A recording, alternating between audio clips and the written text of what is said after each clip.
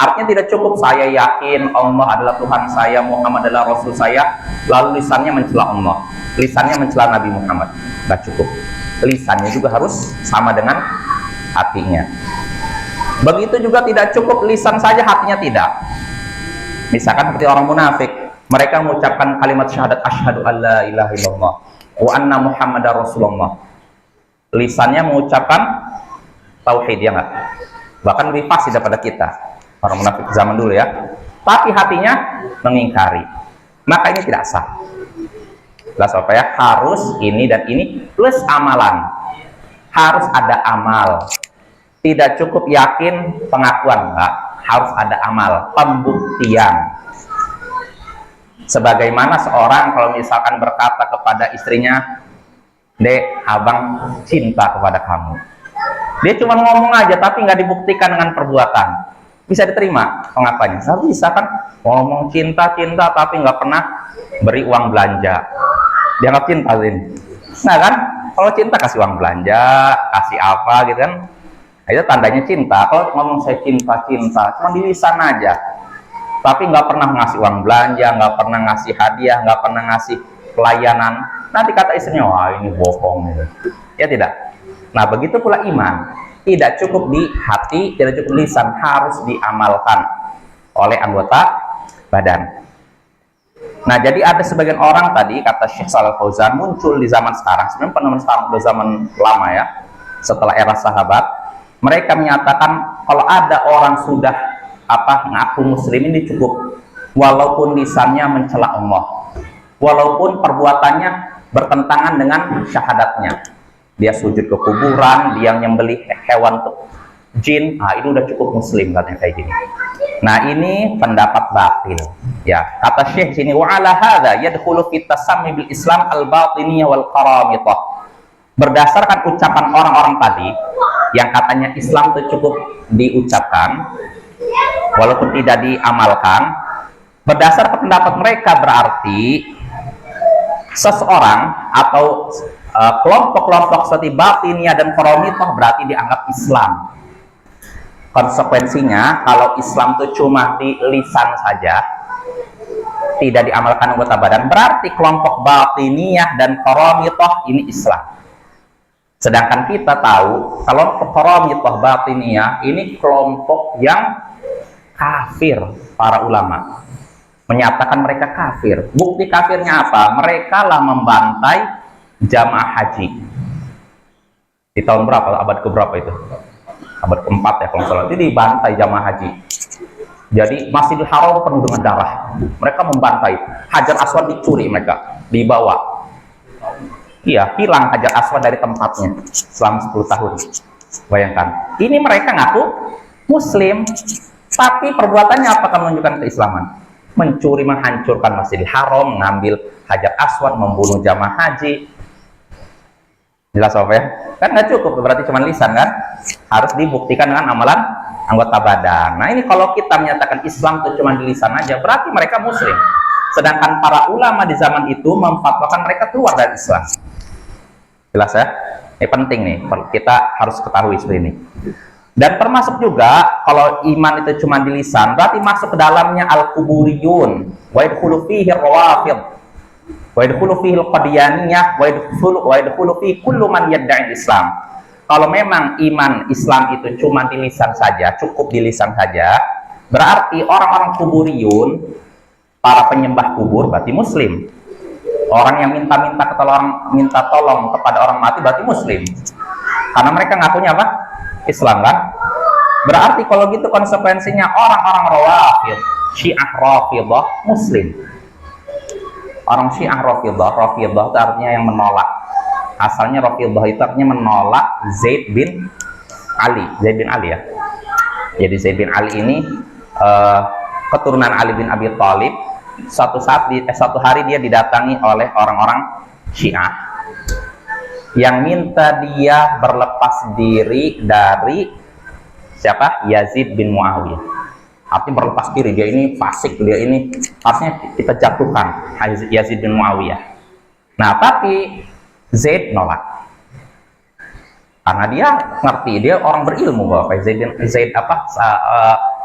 Zaid bin Ali ini orang berilmu dari kalangan ahli kitab, maaf, ahli bait, keturunan Ali bin Abi Thalib, keturunan Nabi.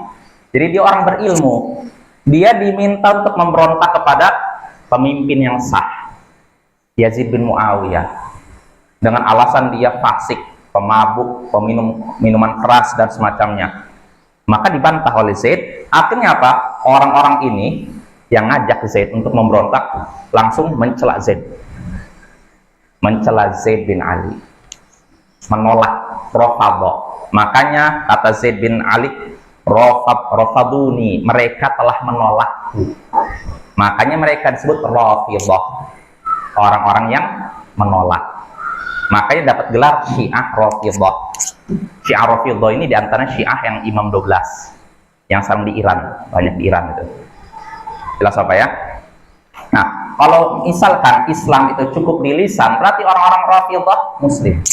Padahal kebanyakan mereka tawaf di kuburan Ali bin Abi Thalib. Makam Ali bin Abi Thalib itu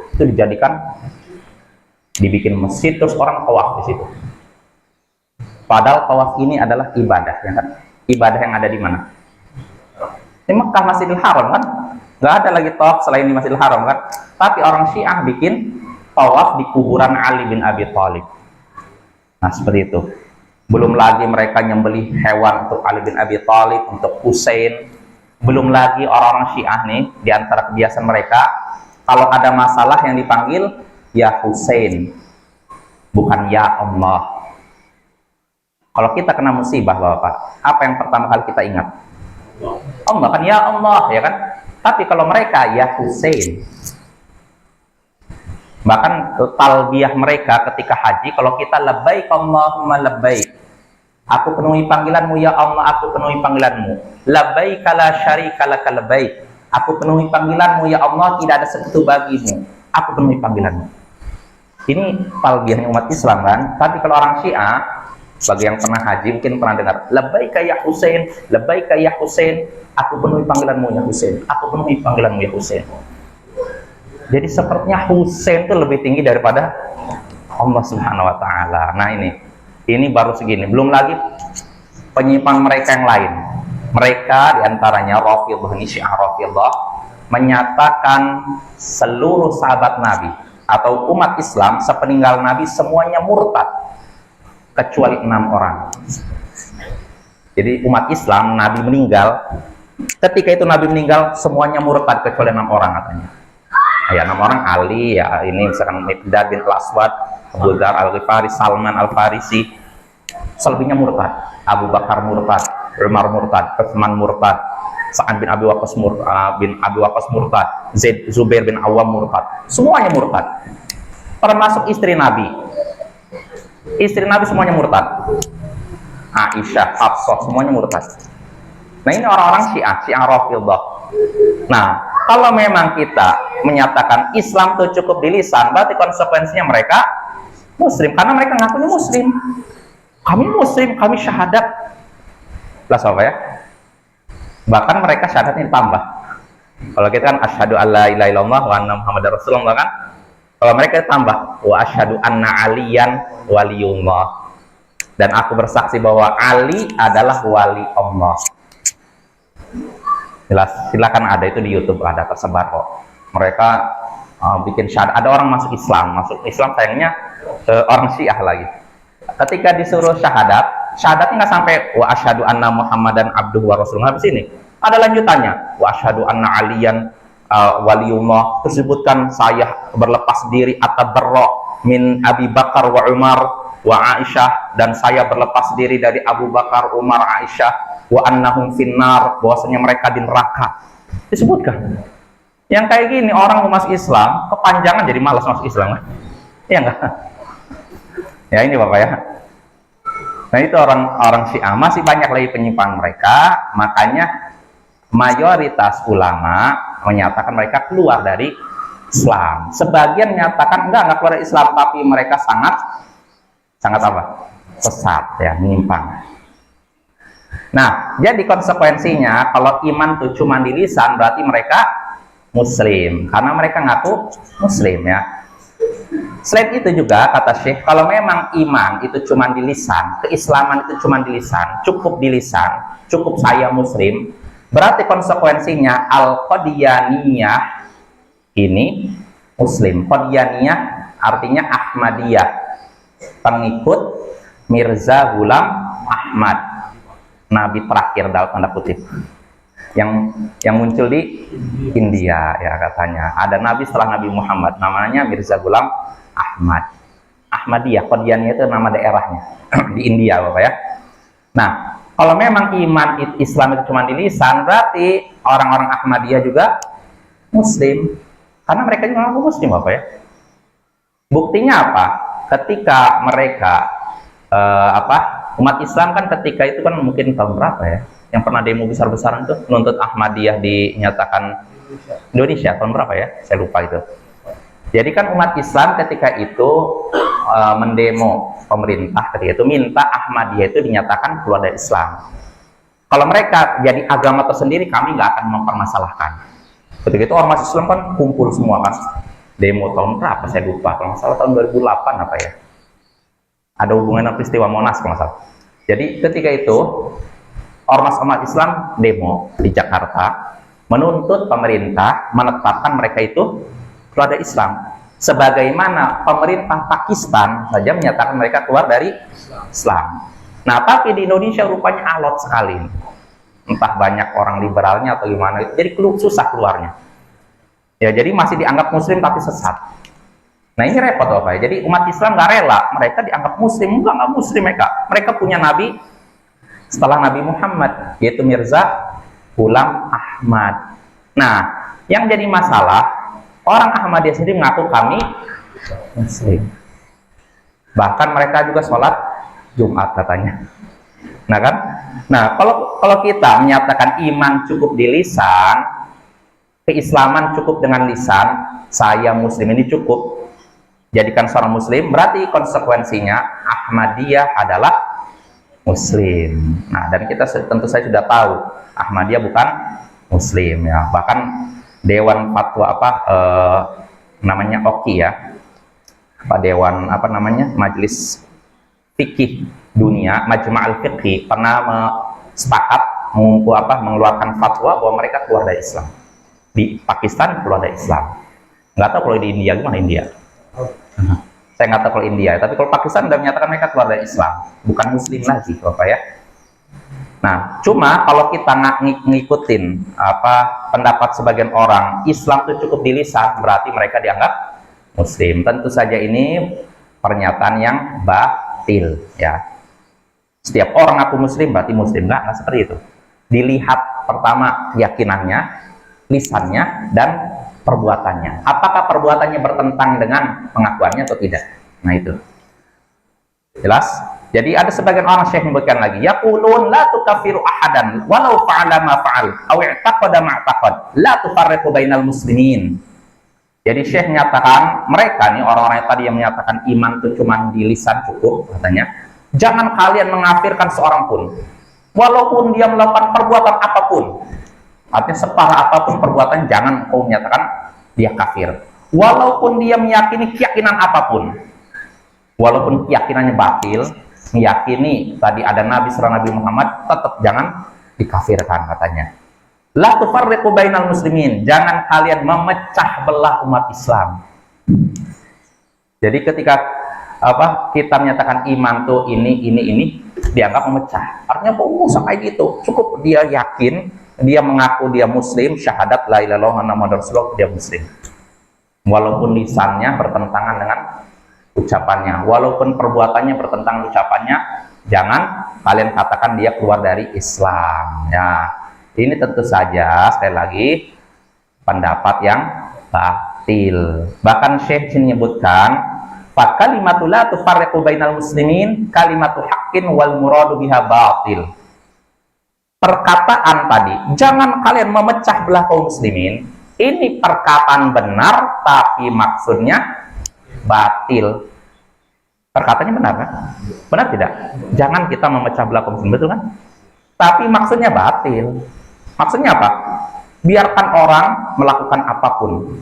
Biarkan orang meyakini apapun, walaupun keyakinannya kafir, perbuatannya kafir, biarkan. Batil tidak? Batil ya. Perkataannya benar, tapi maksudnya batil. Kenapa batil? Syekh menyebutkan ini, li'anna sahabah lam martadda man irtadda minal Arab ba'da wafatin Nabi sallallahu alaihi wasallam qataluhum ma qalu la tufarriqu bainal muslimin li'annahum laysu muslimin ma damu 'ala riddah. Alasannya kenapa? Karena para sahabat ketika orang-orang Arab murtad sepeninggal Nabi sallallahu alaihi wasallam, para sahabat memerangi mereka. Betul tidak? Betul kan? Jadi ketika Nabi meninggal, mungkin kita udah tahu ceritanya, beberapa kabilah Arab murtad. Sebagian lagi nggak murtad tapi tidak mau bayar zakat. Apa reaksi Abu Bakar ketika itu? Memerangi mereka. Nah, tidak ada sahabat yang berkata-kata Syekh. Ketika itu tidak ada yang berkata, la tufarriqu bainal muslimin, jangan memecah belah kaum muslimin. Nggak ada. Jadi ketika Abu Bakar memerangi orang murtad, nggak ada sahabat datang kepada Abu Bakar, jangan kamu memecah belah kaum muslimin. Nggak ada yang kayak gitu. Kenapa? Li'annahum laysu muslimin madamu 'ala riddah. Karena mereka bukan muslim kalau sudah murtad. Kalau orang murtad apakah muslim? Tidak. Dia bukan muslim. Bagaimana dikatakan jangan memecah belah kaum muslimin? Ini kan kalimat benar, tapi maksudnya batil. Nah, nggak boleh seperti itu ya. Makanya ini kan para sahabat sepakat ketika itu memerangi orang murtad. Nggak ada yang disisakan. Artinya mereka kembali kepada Islam atau kalian diperangi. Akhirnya apa? Sebagian terbunuh dalam perang, sebagian kembali lagi ke Islam. Nah, ini jasa Abu Bakar, Bapak. Seandainya Abu Bakar tidak memerangi orang murtad ketika itu, apa yang terjadi? Ya, semuanya habis, Madinah habis. Mungkin Al-Quran tidak nyampe ke kita. Karena yang menyampaikan Al-Quran dari Nabi ke kita, siapa? Lewat siapa? Para sahabat Nabi. Kalau para sahabat Nabi ketika itu membiarkan orang murtad, dan orang murtad ketika itu ngepung kota Madinah, pengen menghabisi kaum muslimin kota Madinah. Kalau Abu Bakar tidak bertindak, ya sudah, habis. Nggak ada, kita nggak bisa lagi baca Al-Quran kan. Nah, ini hikmahnya. Kenapa Abu Bakar ketika itu memerangi orang-orang murtad demi menjaga agama, Bapak ya. Jelas? Nah, lalu kata Syekh, wa hadza asyaddu min annaka tahkumu likafirin bil Islam. Ya. Pernyataan dia muslim walaupun murtad, walaupun melakukan perbuatan kafir, ini lebih parah dibandingkan engkau menyatakan orang kafir sebagai muslim. Pernyataan kita bahwasanya orang kafir, orang murtad sebagai muslim, ini lebih parah dibandingkan kita menyatakan ada orang kafir ini muslim. Jelas? Karena apa? Orang murtad lebih parah daripada orang kafir asli, ya. Dan ini sudah sering kita singgung. Lalu kata Syekh di sini,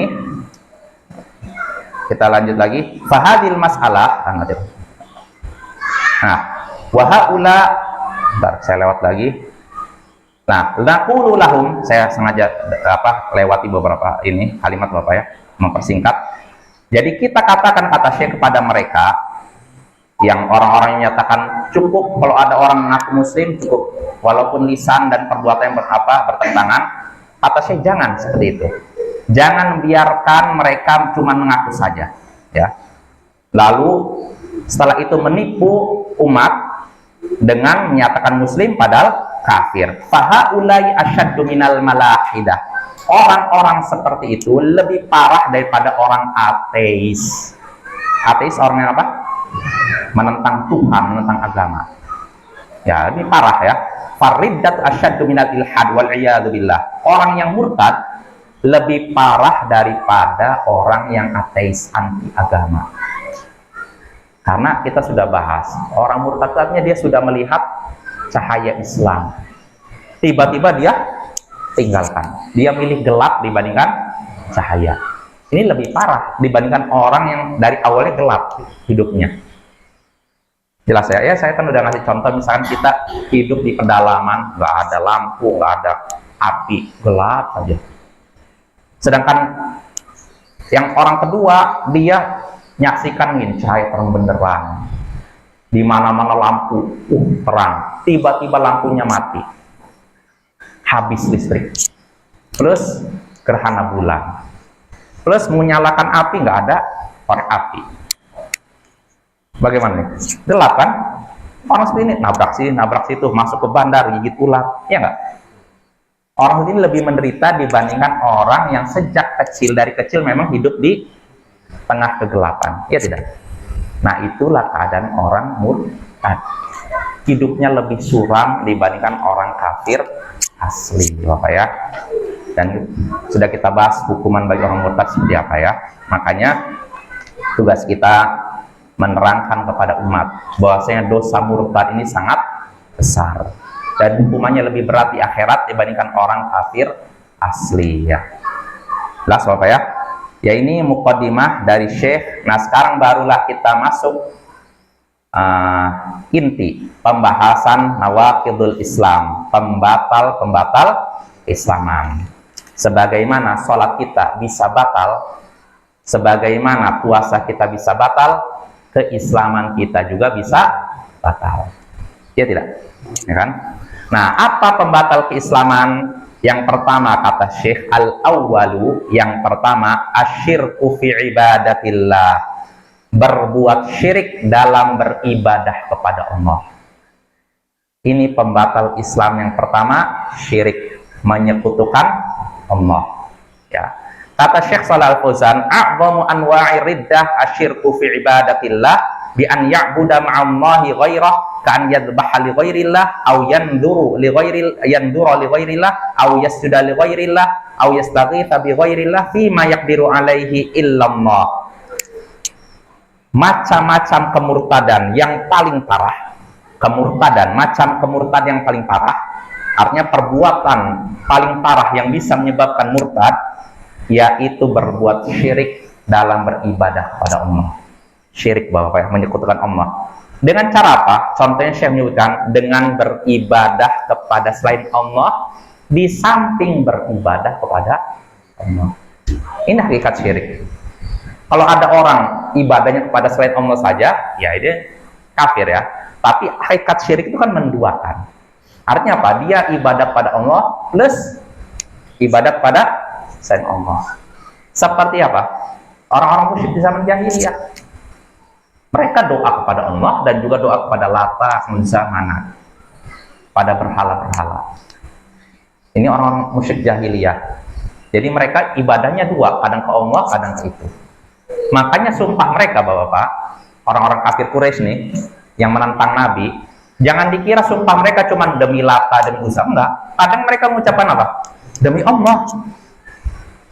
Mereka tahu Allah, tapi mereka menyekutukan Allah. Makanya mereka dianggap apa? Musyrik. Jelas?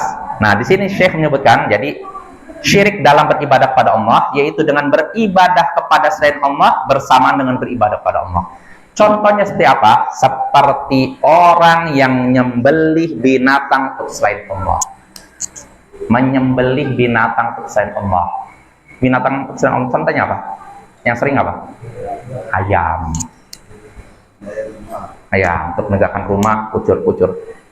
Ini penyebab murtad yang paling parah, mengeluarkan seorang dari Islam walaupun dalam mengucapkan dua kalimat syahadat, karena menyembelih binatang ini ibadah dan kita hanya boleh ibadah pada Allah. Nah, ini ngeri nih. Atau kalau zaman dulu biasanya kalau mau bikin jembatan katanya apa yang dikorbankan? Kepala manusia katanya. Ini lebih parah lagi nih, udah berbuat syirik, membunuh manusia, dosanya numpuk-numpuk Bapak ya. Nah, ini ngeri. Nggak boleh kita nyembelih binatang selain Allah, itu syirik, dosa paling besar, lebih besar daripada dosa zina, lebih besar daripada dosa durhaka kepada orang tua. Makanya pernah di zaman Syekh Muhammad bin Abdul Wahab, ini pernah kita bahas, nggak apa-apa kita ulangi lagi. Jadi Syekh ini isi taklimnya Bapak rata-rata masalah tauhid, sehingga akhirnya apa, muridnya ngerasa bosan, kok ini tauhid terus, kapan belajar yang lain? Akhirnya mereka memberikan usulan pada Syekh. Syekh, kalau bisa kita sekali-kali belajar hadis lah, belajar fikih lah. Jadi diselinglah, jangan tauhid saja. Maka kata Syekh, ya sudah, nggak apa-apa lah. Nanti kita pertemuan berikutnya buka pelajaran fikih, hadis dan semacamnya. Lalu Syekh ngomong ke murid-muridnya ini, kalian pergi ke daerah ini.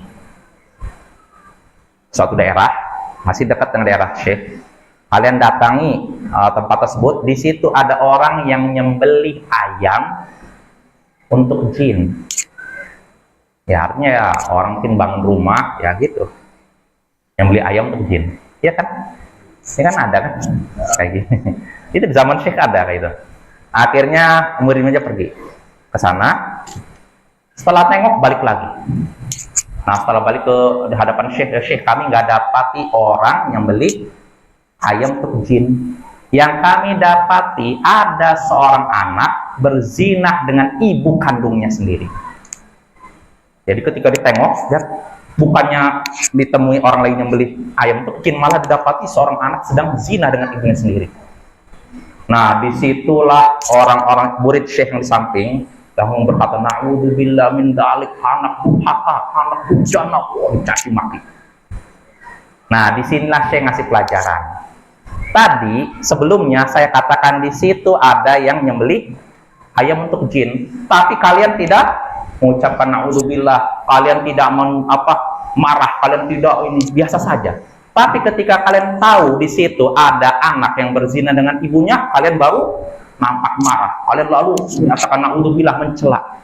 Padahal dosa menyembelih ayam untuk jin lebih besar daripada dosa anak berzina dengan ibu kandungnya sendiri. Kenapa? Karena dosa nyembelih ayam untuk jin ini dosa apa? Syirik. Lebih besar dosanya dibandingkan zina dengan ibu kandung. Berzina dosa besar tidak apa-apa. Kalau sama ibu kandung lebih besar lagi dosanya. Nah, kalau kita bisa merasakan besarnya dosa berzina dengan ibu kandung, apalagi dosa nyembelih ayam untuk jin, lebih besar lagi dosanya.